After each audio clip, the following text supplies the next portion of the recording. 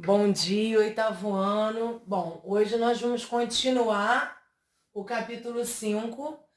Hoje a gente vai falar das formas de reprodução sexuada, tá? Se vocês quiserem, vocês podem acompanhar tanto pelos slides como pelo livro, começando da página 87, tá bom? Então vamos lá.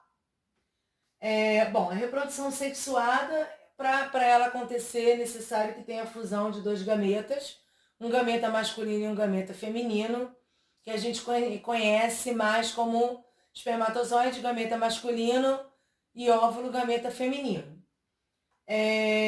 Dioica, dois indivíduos envolvidos, tá?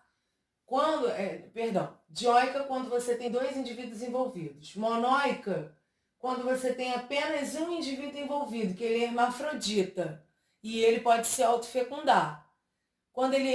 Então, na realidade, quando você tem indivíduos de sexos separados, né, ou macho ou fêmea, você vai ter um indivíduo dioico, você vai ter uma reprodução dioica porque você vai ter dois indivíduos. E monoica quando você tem um indivíduo hermafrodita que se autofecunda, ele tem os dois sexos, né? Desenvolvimento pode ser direto, a gente vai ver isso com mais detalhes mais pra frente, ou indireto. Vocês vão entender já já o que é isso. Bom, como vantagens, né? A reprodução sexuada ela tem uma maior variedade de características na descendência, porque na realidade o descendente, ele vai ter 50% das características do pai, 50% das características da mãe, características essas que foram herdadas pelos avós, pelos bisavós, pelos tataravós, enfim. Então você tem aí uma variedade de características.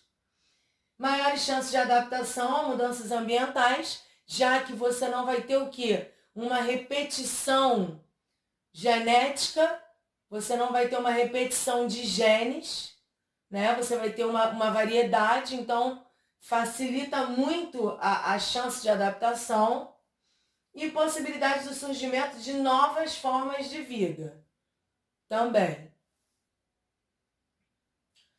Formas de reprodução sexuada.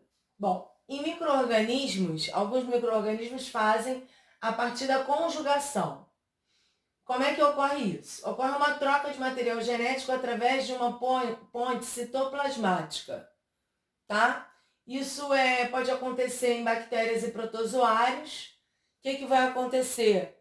Uma bactéria se une à outra fazendo uma ponte citoplasmática e aí consegue fazer uma troca de material genético.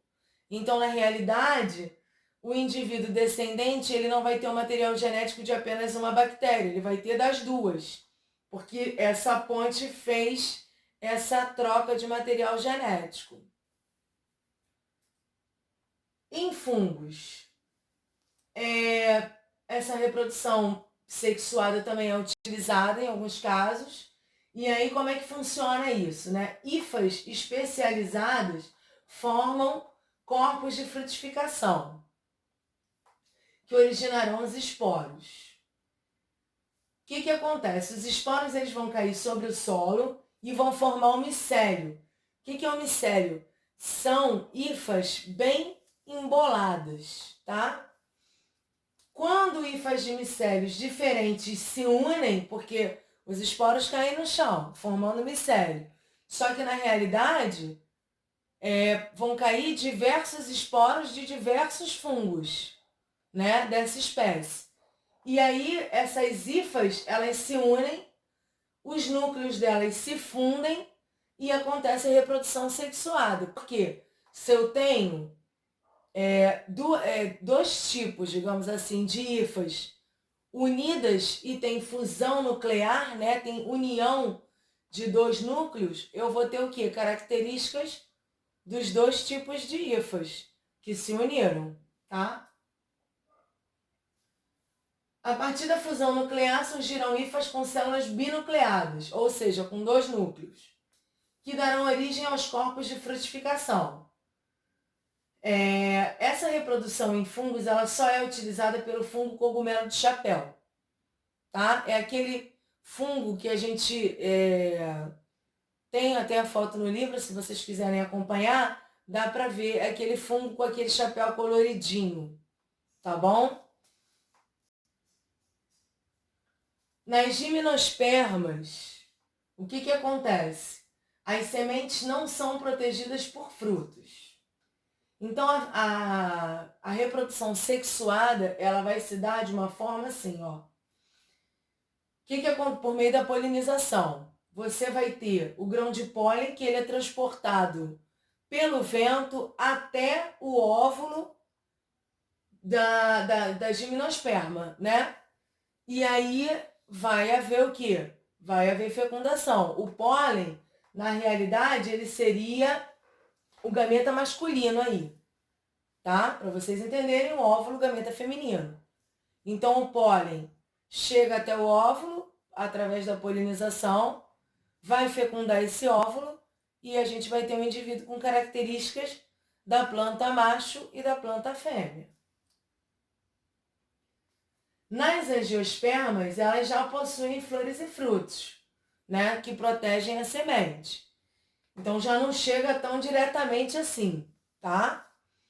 O que acontece? Nas flores, você vai ter estruturas reprodutivas androceu ou gineceu. Ou, em algumas flores, você tem, existem flores hermafroditas, tá? E aí, voltando aqui só, perdão, também na realidade vai acontecer através da polinização, também vai acontecer, mas aqui você já tem estruturas reprodutivas mais desenvolvidas para que aconteça essa reprodução, tá? Invertebrados. Ocorrem entre animais aquáticos, esponjas, quinidários, poliquetas e equinodermos.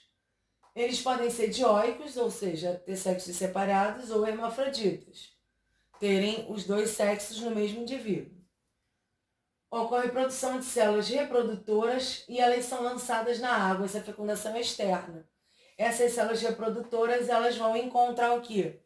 Elas vão encontrar células reprodutoras, gametas masculinos e femininos que vão se encontrar e vão dar origem a um novo indivíduo. No caso ainda dos invertebrados, aqui ó, se fundem e formam uma larva e da larva vira adulto. Aí nós temos aqui uma exceção à regra, que são os bivalves de água doce, que o espermatozoide ele é lançado na água, só que ele vai nadar até os óvulos no interior da fêmea. Então aqui a gente considera fecundação interna. Eu vou voltar o slide para vocês entenderem a diferença. Observem que aqui nós temos a observação, ó, fecundação externa. Por quê? Porque tem a produção de células reprodutoras, né? Por esses indivíduos aqui acima.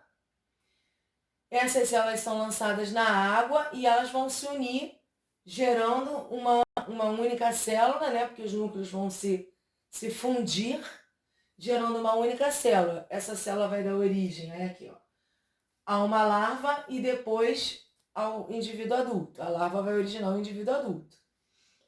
No caso dos bivalves de água doce, a fecundação não é externa, como a gente estava falando anteriormente, ela é interna. Por quê? Porque apesar dos espermatozoides serem lançados na água, eles vão nadar até os óvulos que estão no interior da fêmea, tá? Então não acontece de forma externa a fecundação. Bom, com relação às minhocas, elas são hermafroditas e têm desenvolvimento direto. O que acontece? Apesar das minhocas serem hermafroditas, não ocorre autofecundação. Elas utilizam, de qualquer maneira, a fecundação, a reprodução sexuada, ela ocorre com dois indivíduos. No livro também tem as figuras, se vocês quiserem acompanhar. Essa fecundação ela é cruzada. Duas minhocas vão se entrelaçar e o poro masculino de uma vai se unir com o poro feminino da outra, né? Que fica na porção interior do corpo, tá? Então, fica tipo assim, ó. Vamos imaginar assim, tá? Poro masculino com poro feminino com poro masculino. E aí, esse poro feminino, ele fica na região do clitelo. O que acontece? Trocam espermatozoides, né? Já falei, porque tá unida uma minhoca com a outra. E ficam armazenados no receptáculo seminal, que é uma estrutura. Então, esses espermatozoides, eles, quando os óvulos estão prontos, eles vão encontrar com esses óvulos num casulo fabricado pelo clitelo. Então, primeiro ocorre a fecundação, tá? E aí, o que acontece? Ocorre uma troca de espermatozoide. O espermatozoide, vamos dizer, da minhoca A vai para a minhoca B e o da minhoca B vai para a minhoca A. Fica armazenado lá no receptáculo seminal.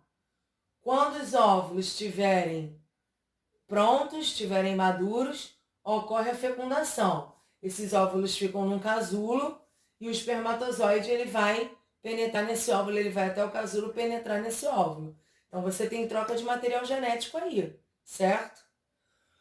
O que acontece? O casulo ele é eliminado após 3 horas no solo, após a fecundação, né?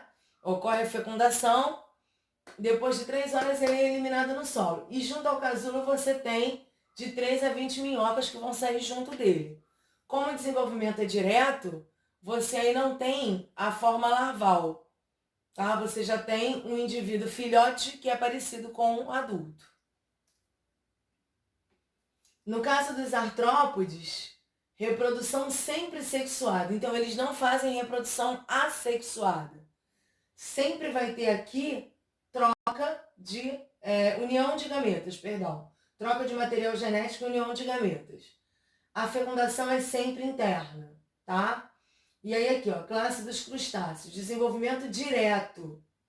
Algumas espécies de lagostim, não tem larva. Quando vocês lerem que o desenvolvimento é direto, é porque o indivíduo filhote é semelhante ao indivíduo adulto, não tem larva, tá? Sai do ovo já parecido com o indivíduo, o filhote parecido com o indivíduo adulto. E o indireto aqui, na maioria dos representantes. Então, na realidade, na classe dos crustáceos, olha a curiosidade aqui.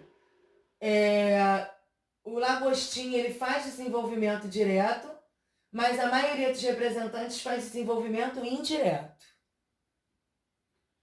Bom, os aracnídeos, a gente já saiu dos crustáceos agora, eu tô falando artrópodes, para vocês saberem, é um filo, tá? Vocês aprenderam ano passado isso, tenho fé que não tenham esquecido, né? Ele é um filo e a gente está falando sobre as classes. Então, por exemplo, classe dos crustáceos, agora dos aracnídeos. Um macho vai colocar os espermatozoides numa bolsa de seda. Essa bolsa é introduzida no poro genital da fêmea, né? Eles não têm assim aparelho, órgão genital, tá? É desenvolvido como, né, dos animais mais desenvolvidos, mais superiores na escala evolutiva. Eles vão ter um poro. Então, essa bolsa é introduzida no poro genital feminino com a ajuda dos pedipalpos. Pedipalpos são os apêndices, tá? que os aracnídeos possuem. E aí ocorre a fecundação, né? E aí ocorre a fecundação, tá? É isso aí. Bom, insetos. Os sexos são separados, a fecundação também é interna, tá? Aqui a gente vai ter 3 tipos de desenvolvimento, vocês vão ver mais pra frente. Os ovos são colocados onde vai ter mais chance de concluir o desenvolvimento, tá? Para poder garantir aí, ocorre a fecundação interna primeiro e depois os ovos, saem do corpo da fêmea, né? E são colocados onde vai ter maior chance de concluir o desenvolvimento. Só para vocês saberem, por isso que eu estou repetindo. Vamos lá então. O desenvolvimento dos insetos pode ser de 3 tipos. Direto, filhotes se parece com adulto. A gente já falou. Indireto, com metamorfose. Indireto, com metamorfose incompleta. Você vai ter o ovo, a ninfa, que o corpo é semelhante ao do adulto, mas não tem asa. Aí passa pela metamorfose e vira adulto. Um exemplo desse desse desenvolvimento de um inseto que utiliza é o gafanhoto. No direto aqui, eu não coloquei, mas um exemplo seria aqui a lavadeira, tá? Não sei se vocês já ouviram falar, aquele bichinho que fica batendo na água, normalmente quem tem piscina observa com mais frequência. Ele vai ali para beber água, ele fica batendo, tem aquelas asinhas assim. Então, tem um desenvolvimento direto. E tem o indireto com metamorfose completa, que aí vai ter o ovo, a larva, depois vai ter a pulpa, que é o inseto dentro de um casulo, tá? Forma um casulo e ele fica ali dentro. Acontece a metamorfose, o indivíduo adulto vai sofrer, vamos dizer assim, a pulpa vai sofrer uma metamorfose que vai dar origem ao indivíduo adulto, e esse indivíduo adulto sai do casulo, e um exemplo é a borboleta, né? Que aí aqui, ó, tem bem exemplificado aqui, larva, ó, lagarta, né? Primeiro tem a lagarta, que queima, que é uma beleza, tomem cuidado. Depois essa lagarta fica na pupa, né? Que é um casulo, sofre metamorfose, dá origem a uma linda borboleta, tá? Que é um indivíduo adulto, e esse indivíduo adulto, ele sai do casulo e vai cumprir o seu papel na natureza. Sinto comunicar que as borboletas, na fase reprodutiva, ou seja, na fase dela completa de borboleta, só dura 24 horas. Não dura mais do que isso. Na realidade, não, esse processo aqui dura muito mais tempo. Mas quando vira borboleta que sai do casulo, só dura 24 horas. Por quê? Porque o objetivo da borboleta, na realidade, é reproduzir para garantir a perpetuação da espécie. Então, ela reproduz, né? Ela se reproduz, claro, se reproduz com macho, tá? Tem que ter um macho e uma fêmea, ocorre a fecundação interna, e aí coloca aquele monte de ovos e ela morre, tá? Gente, por hoje é só.